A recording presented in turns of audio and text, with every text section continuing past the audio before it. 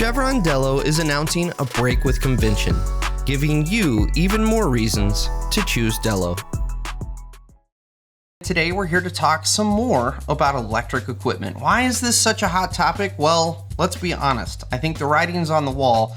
This is ultimately where the industry is headed. Now, we're going to have alternative fuels, obviously, to go alongside electric equipment, but really this is the hot conversation happening right now. Today we're here to talk with HEVI about what they have to offer and what's coming down the pipeline.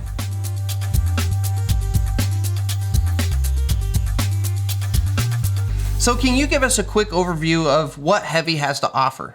Yeah, we launched our first product line in 2022 with 3 core machines. We have 2 front loaders that range in size from about 12,000 pounds to about 40,000 pounds. That's the industry favorite. And then we have a excavator that runs about 20,000 pounds.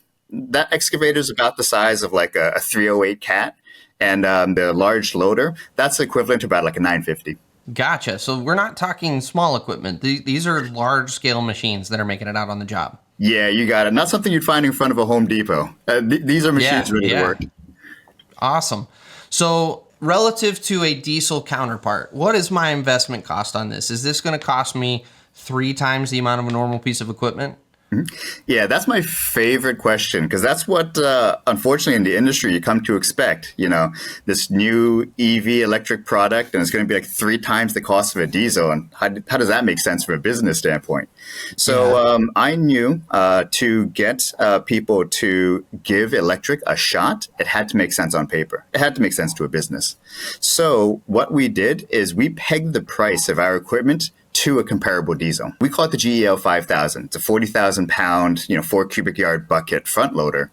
That's comparable to a Cat 950. A Cat 950 costs about $250,000 in our area with bucket. And for our machine, the GEL 5000, that's also $250,000. So no sticker shock at all.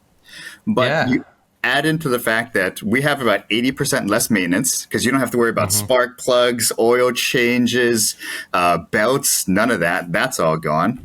You don't have to worry about the fuel as much because unlike the 7 to 10 gallons of diesel you're burning per hour with that 950, we're burning about $4 worth of electricity per hour. And there's incentives on us where depending on your area, there's incentives anywhere from 20% all the way up to 100% of the purchase price. So you get first year savings for a business, which is huge. Once we share that, then people can really start thinking about the environmental benefits and how it applies to their business.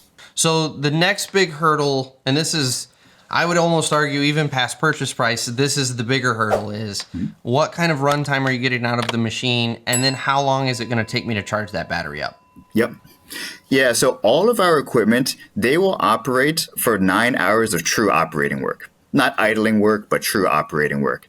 And that was very important for us because if it can't do a full shift, then you got a toy, right? It needs to be able to do a shift. So that was very important. And we utilize massive batteries to get that done. So it's about a 2.5 ton lithium battery to power that 40,000 pound loader, but you need that to give it that power, that duration. And from a charge standpoint, if you're lucky enough to have a level 3 DCFC charger, depending on that power output, you can charge our equipment in less than an hour. But it's not realistic. They're few and far between, and it can cost over $500,000 to put it on a job site if you're lucky enough to get the permits. So not realistic. So what we did is we actually made our own line of mobile chargers. So as long as the charger's into a standard outlet and then plug the other end into the machines to charge it, just like you would your cell phone or a laptop. And with our 480 volt charger from dead with our largest machine, it can take up to 9 to 12 hours to fully charge it up. But the use case is you would use it during the day for a full shift, let it charge overnight, and it's ready to go in the morning to rock and roll. Yeah, interesting. And so are you getting more power, more tractive effort out of those machines due to the fact that you've got electric motors on them? Have you guys done any sort of studies on the power that's resulting from those motors? But before we get into that, I want to take a second to tell you about the sponsor of this video, Chevron Lubricants. These past few years have been less than easy. We've encountered challenges we never imagined we'd ever have to deal with. From makeshift home offices and video meetings to global supply chain uncertainty, price instability, market disruptions, and everything in between. Delivering the level of services and products our customers had come to expect was difficult for all of us. We can't change what's behind us, but we can definitely learn from it. We can adapt, evolve, and take steps to reset our thinking, adapt our strategies, and restore your trust in us to better meet your needs, now and in the future. That change begins today. Today, we break with convention and introduce a rebalanced line of Delo heavy-duty engine oils. We've reduced our product line from 4 categories to 2. Consolidated and simplified, this lineup removes complexity from the manufacturing processes, enhancing price stability and supply chain reliability, so you can trust you will have the premium products you need to keep your business always moving forward. Our break with convention optimizes the Delo lineup to allow you to provide your customers with the best synthetic blend and synthetic heavy-duty engine oils in the market, fully available at prices you can rely on. It's your assurance that you'll be well positioned to be their trusted source for proven engine protection that keeps equipment on the job, giving your customers even more reasons to choose Delo. Are you getting more power, more tractive effort out of those machines due to the fact that you've got electric motors on them? Have you guys done any sort of studies on the power that's resulting from those motors? Yep. So we have seen it. We don't advertise it, but especially with your background, you can appreciate it because they're electric systems. There's immediate feedback when you hit the accelerator. So there's instant torque right away. So what we found is there's a higher brake force in like our loaders picking up material, especially very dense compacted material, than a comparable diesel. There's a scenario where we've done a demo with a site that recycles steel. So they take steel, they throw it outside these massive, massive mounds, and then they process it. But over time, that steel just compacts that bottom layer. Now, it almost becomes fully solid. And then once a year, they have to get a breaker machine to break it all apart and mix it up. Wow. But in our demo, when they utilized our 5,000 to 40,000 pound loader, right away, first movement into the mound broke right through that force. Broke right through that layer. Wow. And they're like, oh my God, this is amazing. You knew this? Yeah. And I was like, yeah. Totally. Totally. Yeah, designed for it. Yeah. Now, that was a surprise. We market and advertise our equipment that they have the same comparable force because our machines, they're hydraulic driven. That's where a lot of the torque and power comes from. It's just an electric motor powering it instead of a combustion one. So we always say that they're the same, but we're finding in our demos and our clients that the acceleration and instant torque is providing a more immediate, higher brake force. Interesting. I think that's one of the areas that our industry hasn't really, let's be honest, the industry right now is currently holding their nose up in the air and poo-pooing this whole idea of electric equipment, and they haven't really started to embrace the concept. But I will say one of the areas I think the industry really hasn't started to consider and wrap their mind around is just how much power is going to become available with electric units that simply wasn't there in diesel units because of the mechanism by which you get the power to the ground. That's right. That's right. And also just from an application standpoint itself, like this is huge. It's operator safety and health, because the whole purpose of our mission is to introduce some cleaner technologies to reduce the carbons, reduce the pollution, that our machinery is, producing. A single gallon of diesel burned is 22 pounds of CO2. That's so much more than gasoline. And our equipment's, a comparable diesel is burning 10 gallons an hour across a single shift a year, 2,000, it's 2,000 hours. It's massive. But from an operator standpoint, it's not as, it's not such a, crazy out there figure of I'm going to save the world. Just from an operator standpoint, especially if you're working in an enclosed scenario like a salt silo or an indoor transfer station. That site has to have all these respirators and all these filters just to keep you from smoking out the area and yourself. Our equipment has no emissions, nothing to worry about from that standpoint. And also, there's no more vibration. You have the combustion engine, and you're sitting on that, 8-10 hours a day. Your butt's numb by the end of it, and you're doing that, day after day. No more vibration. And most importantly, from our standpoint, we get a lot of feedback on it, is especially in idle, our machines are mouse quiet. So no more sound concerns. You don't have to wear ear pro to operate the equipment anymore. You can have a conversation out the window. We did a demo where the fleet manager drove around the yard, stopped, talked to his guys, and then drove back into the vehicle hub, the depot, gets out of the machine. And I was like, hey, what'd you think? What'd you like about it? And he's like, Ray, in 30 years of operating equipment, I've never been able to roll down the machine of my loader, talk to my guys, and they can hear me. Yeah. He's like, that was amazing. Absolutely. And that's, yet another aspect that the industry isn't really thinking about, especially when you start getting on the smaller side. It's one thing in a huge loader, but when you start getting into the smaller machines, mini excavators, skid steers, things like that, where you're in very close proximity to your people, like it's huge not to have to scream over the engine to get Bubba over there to come bring you, whatever rock you need. It's just a very gentle conversation. And then the flip side of that is, when that backup alarm goes off, it's going to be very clear when the backup alarm is going off because it's not trying to beep over top of the diesel engine powering the unit. Mm-hmm. That's right. And actually, I would love your feedback on it because, we have all of the required regulatory backup alarms and everything. But especially in idle, because the machines are so quiet, we've gotten feedback on both sides of the fence on an issue, on a topic. When the vehicle is operating and moving forward, would you want a loud sound or not? And I'll let you know on both sides of it. For a site that doesn't operate a lot of equipment, having that sound indicator, great. Everyone knows it's coming around a corner. But let's say you're a site and you have 20 pieces of equipment rolling around at a given shift. If they're all making sounds, you become numb to it. But love to get your thoughts.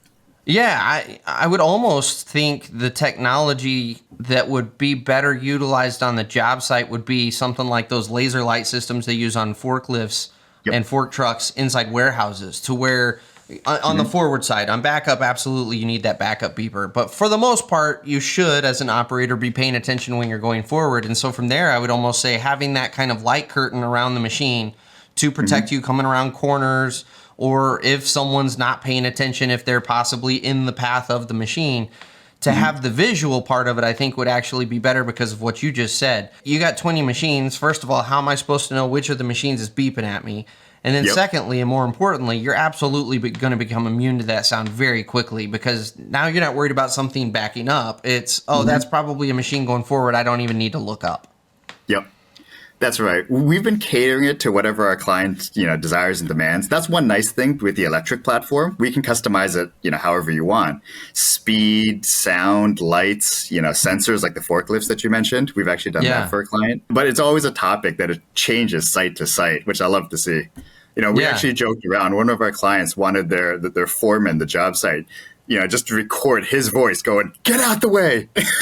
Now just play on loop when it's going forward.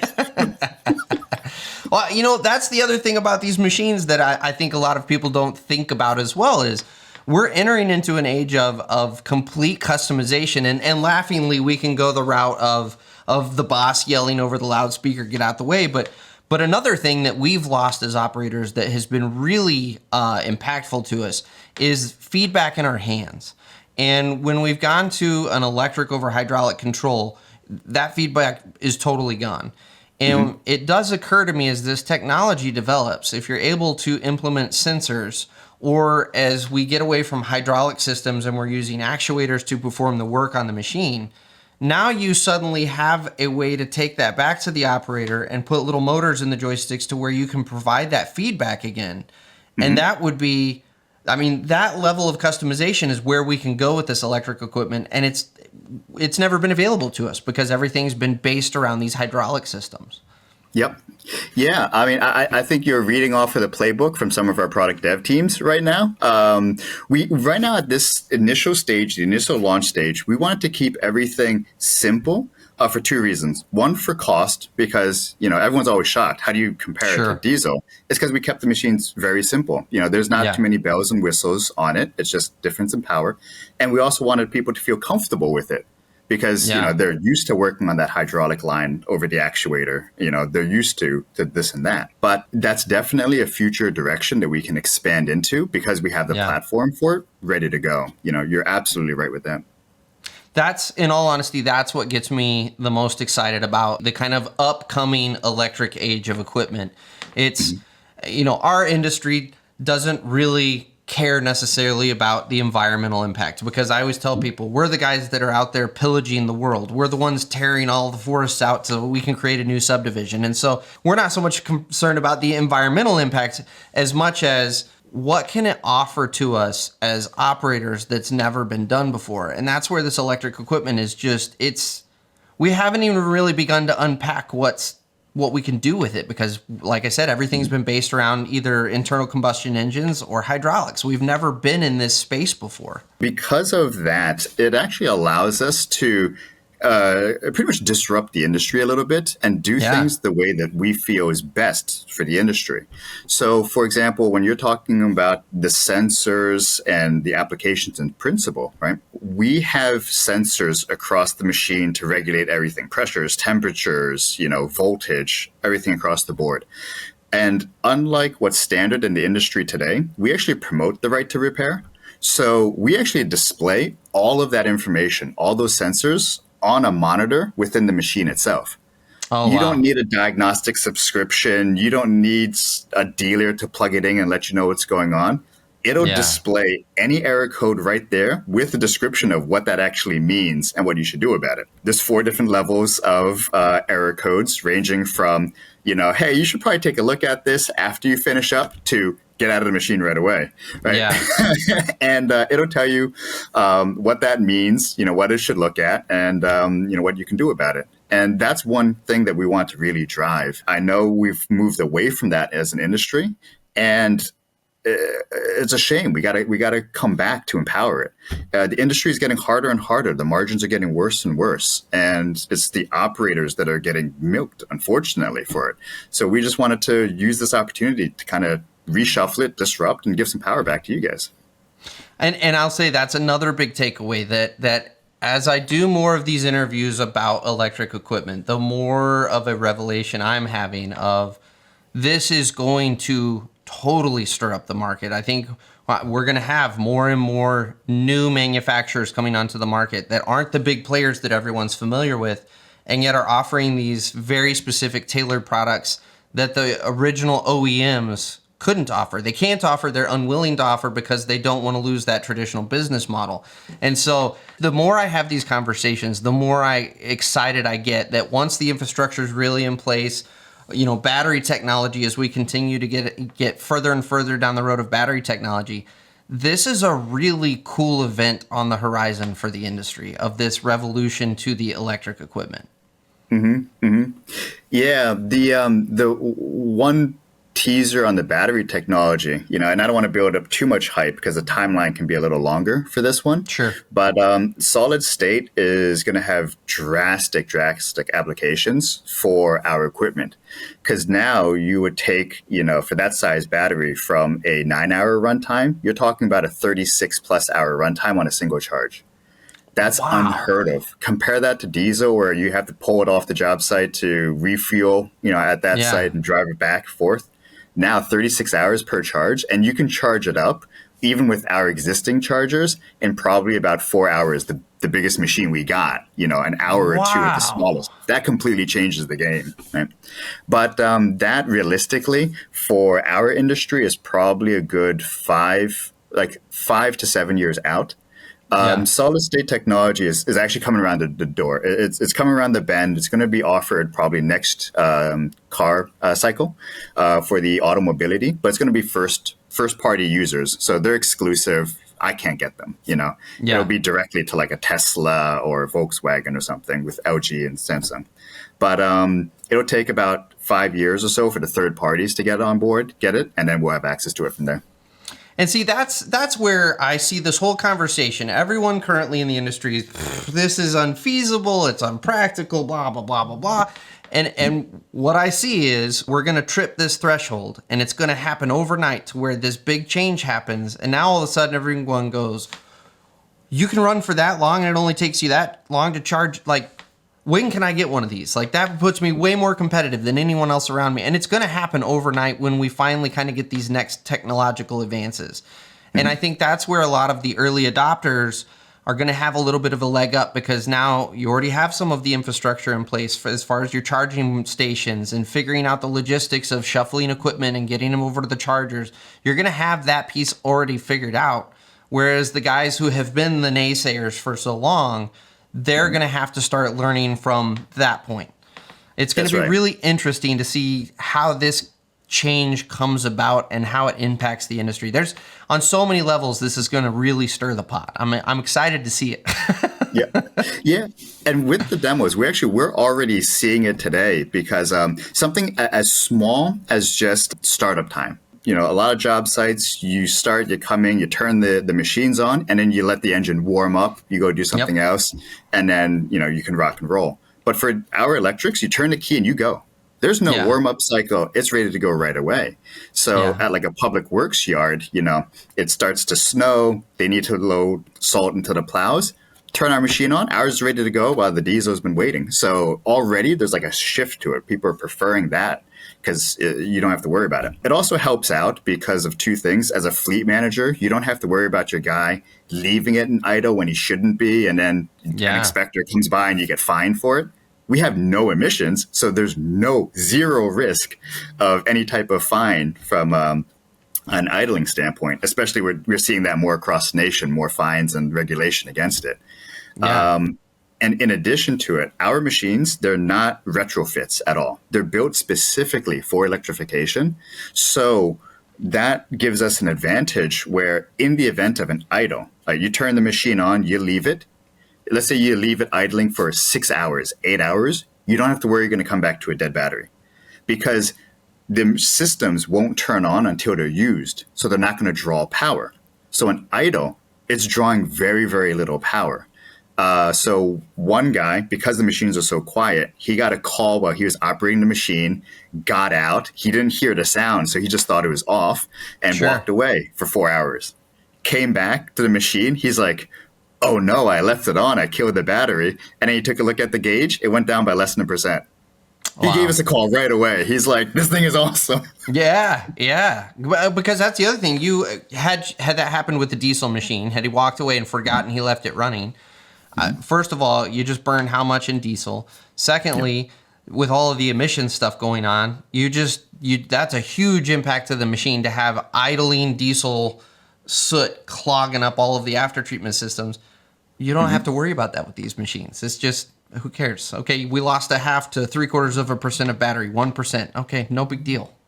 Yep, that's right. And then they can just get in and go and do the job that they need to do. Yeah. So you mentioning the salt trucks takes me into another question I have. Cold weather, extreme temperatures. How do these units handle the extreme temperatures, and what kind of detriment does that have on the batteries? Yep. Yeah. So with the lithium batteries, the main batteries, you can go down to 0 degrees Fahrenheit and not have a problem. Once you start going below 0, then the battery loss is going to start raising exponentially. So, from 0 to -10, you'll see some loss, but it's not critical. But from -10 to -15, all of a sudden a chunk is going to come out of that life of the battery, like 20%. And it'll go quickly up from there. -30, then you're probably in trouble. The battery's not going to start. Right? Yeah. But we have 24 volts of lead acid battery as a backup. We put it in there from a behaviorism standpoint. While people get used to the lithium, they're probably going to run the battery until it's empty, and then the machine shuts off. So we didn't want you to get stuck with a piece of equipment out in the field or on a job site. So the operator can switch the backup power. It leverages the lead acid power, and it'll give you 30 minutes of drive time to get that out of the field onto a trailer or onto a charger. Yeah. But I bring that up because what we found in our studies is in cold weather, the lead acid batteries will start to go first. So once you get sub-freezing, so sub 32 degrees, then the lead acids are going to lose power. And then when you start it up, it'll do a system check across all of the different systems. It'll get to that backup battery. It'll say, is there 24 volts of power? No, we're registering 21. Then it won't start. So Gotcha. in cold weather like that, we just recommend the lead acid batteries. You just pull them out, keep them somewhere warm and dry. And then when you go to use the machine, just pop them back in. Yeah. And there's standard lead acid batteries. They're nothing special. Our machines, nothing's proprietary on it, from attachments, motors, hydraulics, and batteries. So you can get them at Walmart. It'll work fine. Yeah. Okay. So my final question for you is, because the industry, this whole concept of electric equipment is so foreign, is there any weird maintenance stuff that no one's considered? Things that we're going to have to do to these machines that we haven't had to do with hydraulic machines? Anything that people should be aware of if they want to look into an electric piece of equipment? Fortunately, these machines are nice and simple. So all you have to do is maintain your hydraulics. Keep the machines lubricated and keep them clean, and that's it. You're good to go. Right? You don't have to worry about routine cycles. You don't have to worry about your 500, 2,000, checkups, oil changes, all that fun stuff, maintenance. That's all gone. The battery system is fully enclosed, so you don't have to worry about maintaining that for the 10 to 12-year life time of the batteries, plus they're warranted for 5 years. Just keep it clean, keep it lubed, and you're good to go. We actually put in layers to try to prevent someone from messing around with an electrical system that they may not be comfortable with. For example, for our loaders, the battery in front of them, we actually put a radiator unit there just for heat dispersion. But we specifically put it in front of the battery. This way, if you pop up the hood, you don't have to worry about, a guy on his cell phone and then idly playing around with the cables for a 660 volt battery and, doing something you shouldn't do. There's a whole radiator unit in front of them to prevent that. So that's the beauty of it. You don't actually have to do anything at all. Just keep it clean. Perfect. Well, Raymond, thank you so much for all of the time and the information. This is, like I keep saying, this is just the more I learn about the electrification and what the potential is behind this, the more excited I am for what's about to take place. Awesome. I appreciate the conversation. I had a lot of fun. Well, thank you again for Raymond coming on the show to speak with us about what HEVI has to offer in the electric equipment space. As always, I hope this helps you in your business. We'll catch you on the next episode of The Dirt.